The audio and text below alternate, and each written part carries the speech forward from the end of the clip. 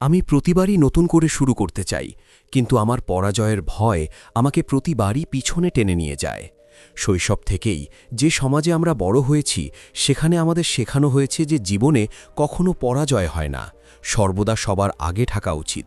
এবং এই ধরনের চিন্তাভাবনার বিকাশের কারণে শিশুর মনে পরাজয়ের ভয় তৈরি হয়। যখনই আমরা ভালো নম্বর পাওয়ার জন্য কোনো শিশুকে চকলেট দিই এবং খারাপ নম্বর পাওয়ার জন্য তাকে তিরস্কার করি, তখন জেনে বা অজান্তেই আমরা তার মনে একটি ভয় তৈরি করি।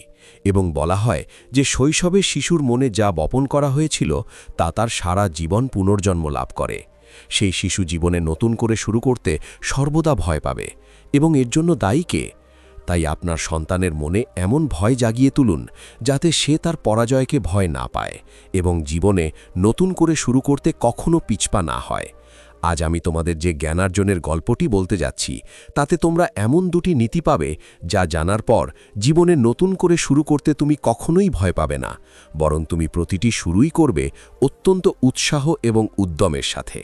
এই গল্পে হারিয়ে যাওয়ার আগে এই চ্যানেলটি সাবস্ক্রাইব করতে ভুলো না। তাই গল্পটি শোনা যাক। শুরু করা যাক সেই ব্যক্তির সাথে যে জীবনে কখনো চাকরি করতে চায় না। তার জীবনে কিছু টাকা উপার্জনের জন্য মাত্র কয়েকটি বিকল্প আছে, এবং সেই বিকল্পগুলির মধ্যে একটি হলো কর্মসংস্থান। শ্যামের অবস্থাও একই রকম ছিল। এমন নয় যে সে জীবনে পড়াশুনো করার চেষ্টা করেনি বা চাকরি পাওয়ার চেষ্টা করেনি। ছোটবেলা থেকেই সে পড়াশোনায় এত ভালো ছিল। সে ভালো চাকরি খুঁজে পাচ্ছিল না। যে চাকরিগুলো সে করত সেগুলোতে খুব কম বেতন পেত, কিন্তু অনেক পরিশ্রম করতে হতো। নিজের খরচও মেটাতে পারত না। সে কিভাবে তার পরিবারকে সাহায্য করবে? তার স্ত্রী, সন্তান, বাবা মা ছিল। এত কম বেতনে এত লোকের ভরণপোষণ করা, আর তাও এত উচ্চ মুদ্রাস্ফীতির মধ্যে, তার পক্ষে অসম্ভব হয়ে পড়েছিল। তাই সে সাহস সঞ্চয় করে চাকরি ছেড়ে দেওয়ার সিদ্ধান্ত নেয়। চাকরি ছেড়ে দেওয়ার পর সে ব্যবসা শুরু করার সিদ্ধান্ত নেয়, কিন্তু ব্যবসার জন্য টাকার প্রয়োজন ছিল, আর তার কাছে টাকা ছিল না।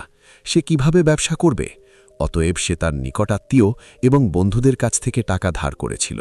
তার ব্যবসাকে নতুন উচ্চতায় পৌঁছাতে সাহায্য করার জন্য সে প্রচুর জ্ঞান সঞ্চয় করেছিল। অতএব সে আত্মবিশ্বাসী ছিল যে সে তার ব্যবসাকে নতুন উচ্চতায় নিয়ে যেতে পারবে। শুরু করার পর ব্যবসা কয়েকদিন ধরে সমৃদ্ধি লাভ করেছিল, কিন্তু আরও কয়েকদিন পর তার ব্যবসা ধীর হতে শুরু করে।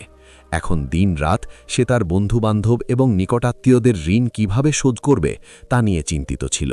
সে মদ্যপানও শুরু করেছিল। বলা হয়ে থাকে যে মনোজ যখনই সমস্যায় পড়ে তখন তার বিবেক প্রথমে মারা যায়। অর্থাৎ যখনই কেউ কোনো সমস্যার সম্মুখীন হয়, তখন প্রথমেই তার বিবেক অর্থাৎ তার বুদ্ধিমত্তা মারা যায়। আর স্বামীর সাথেও এমনটা হচ্ছিল। এখন তার নিজের পরিবারের সাথেও তার ঝগড়া বাড়তে থাকে। যত দিন যেতে থাকে তার অবস্থা আরও খারাপ হতে থাকে। এখন তার নিকটাত্মীয় এবং তার বন্ধুরা তাদের টাকা ফেরত চাইতে শুরু করে, কিন্তু ফেরত দেওয়ার জন্য তার কাছে আর কোনো টাকা অবশিষ্ট ছিল না। যা কিছু টাকা অবশিষ্ট ছিল সে তা মদের পিছনে ব্যয় করছিল। যখন সে টাকা ফেরত দিত না, তখন তারা তার বাড়িতে আসতে শুরু করে।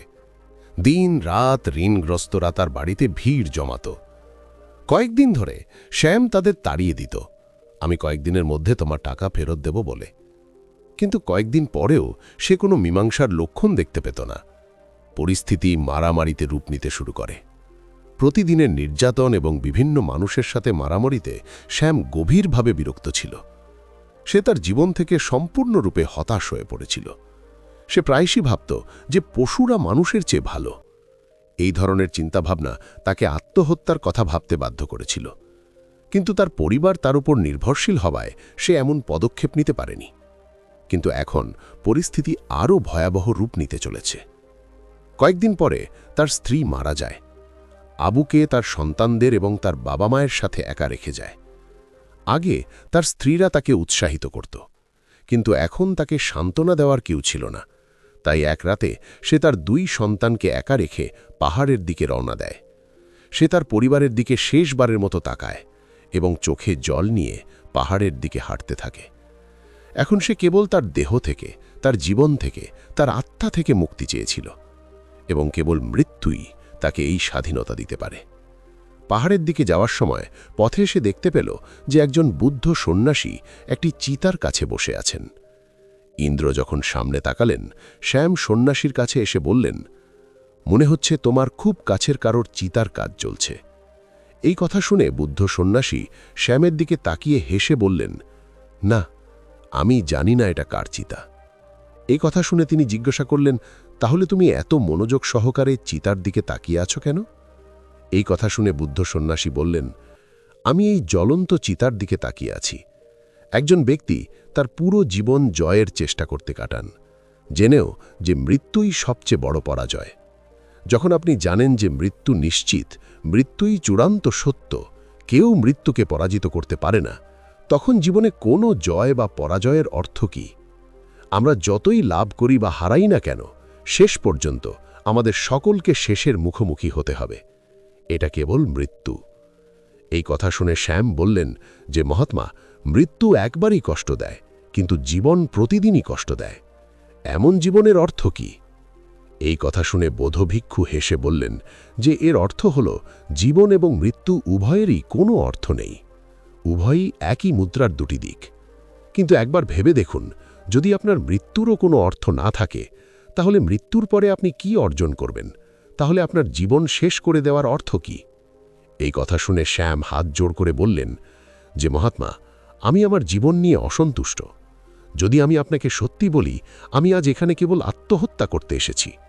আমি আমার জীবন ছেড়ে দিয়েছি এবং মৃত্যুই আমার জন্য একমাত্র উপায় বলে মনে হয়। এই কথা শুনে ভিক্ষু কাঁধে প্রণাম করে বললেন যে আমি আপনাকে দুটি জিনিস বলছি, যা বোঝার পরে আপনার জীবন সম্পর্কে কোনো অভিযোগ থাকবে না। প্রথমত, সর্বদা মনে রাখবেন যে পরাজিত ব্যক্তি হলেন তিনি, যিনি মাঠে দাঁড়িয়ে আছেন। বেশিরভাগ মানুষই নতুন করে শুরু করতে সক্ষম হন না। জীবন তারা চেষ্টা করতে পারছে না, তাই তারা জীবনের গভীরতা বুঝতে পারছে না।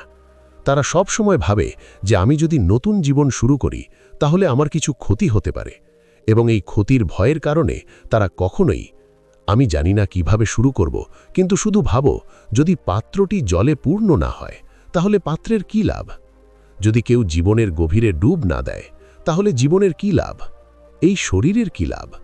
তাই জীবনে নতুন করে শুরু করতে কখনো ভয় পেও না, আতঙ্কিত হয়েও না। সর্বাধিক যা ঘটতে পারে তা হলো তুমি হেরে যাবে, কিন্তু হেরে গেলেও তোমাকে এক পা এগিয়ে যেতে হবে। যদি তুমি সেখানে দাঁড়িয়ে থাকো, তাহলে জীবনের শেষে তুমি আফসোস করবে যে পুরো মাঠ আমার সামনে ছিল এবং আমি খেলা খেলিনি। কিন্তু তারপর কি হবে? যখন পাখিরা ফসল খেয়ে ফেলেছে, তখন আফসোস করে লাভ কি? তাই যদি তুমি আগামীকাল আফসোস করতে না চাও, তোমার মন থেকে সমস্ত ভয় দূর করো। সমাজ কি বলবে তা ভুলে যাও। শুধু নিজের কথা শোনো, তোমার মনের কথা শোনো। যদি তুমি মনে করো যে তুমি যে কোনো কাজ ভালোভাবে করতে পারো, তাহলে সেটা শুরু করতে কখনো ভয় পেও না। অন্যথায় তুমি সারা জীবন আফসোস করবে যে তুমি এটা করতে পেরেছিলে।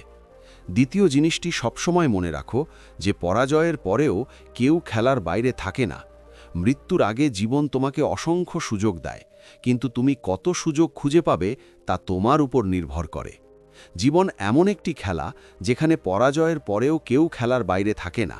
যদি আমরা একবার হেরে যাই, তাহলে আমাদের আবার শুরু করা উচিত নয়, কিন্তু প্রথম পরাজয়ের ভয় আমাদের মনে থাকে, তাই আমরা আবার শুরু করতে পারি না। জীবনে যতই পরাজয়ের মুখোমুখি হও না কেন, কখনো হাল ছেড়ো না, কারণ তোমার জীবন তোমাকে আবার উঠে দাঁড়ানোর এবং নতুন পথ দেখানোর অসংখ্য সুযোগ দেবে। কিন্তু তোমার জীবন নিয়ে কখনো হতাশ হবে না। শেষ পর্যন্ত এই শরীরটি ছাই হয়ে যাবে। হেরে যাওয়ার পরে আমাদের সব কিছু পিছনে ফেলে আসতে হবে। তাহলে বেঁচে থাকতে কেন হাল ছেড়ে দিতে হবে? অন্তত আমরা আমাদের জীবনকে প্রচেষ্টার সমুদ্র করে তুলতে পারি। ধরে নিই যে আমরা জীবনে কিছুই অর্জন করিনি, কিন্তু আমরা চেষ্টা করেছি, আমরা জীবনকে অভিজ্ঞতা অর্জন করেছি। তুমি জীবন থেকে খালি হাতে ফিরছ না, তাই আজই তোমার দুশ্চিন্তা দূর করে নতুন করে শুরু করো। দেখবে শুরুটা তোমাকে নতুন সাহস দেবে। মানুষ যখন জয়ী হয়, তখনই জয় পাওয়া যায়। তাই তোমার মনকে উৎসাহ, উদ্দীপনা এবং উৎসাহে ভরে দাও এবং নতুন করে শুরু করো।